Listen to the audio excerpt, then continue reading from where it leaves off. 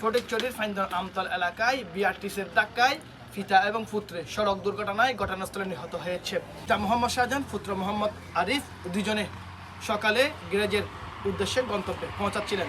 সে সময় দ্রুতগামী বাস বিআরটিসি এসে তাদেরকে চাপা দিলে ঘটনাস্থলে তারা মৃত্যুবরণ করেন এবং মোহাম্মদ শাহজাহানের বয়স, পিতার বয়স 48 বছর এবং মোহাম্মদ আরিফের বয়স 25 থেকে 26 বছর হয় বলে স্থানীয় সূত্রের মাধ্যমে জানতে পেরেছি।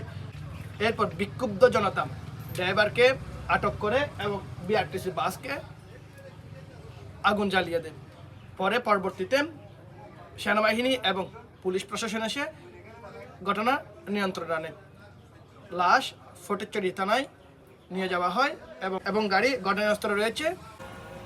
একটি দুর্ঘটনা সারা জীবনের কান্না। আমরা সড়কে যারা চলাফেরা করে সাবধানে চলাফেরা করব এবং গাড়ির নিয়ন্ত্রণে রেখে আমরা চলাচল করব।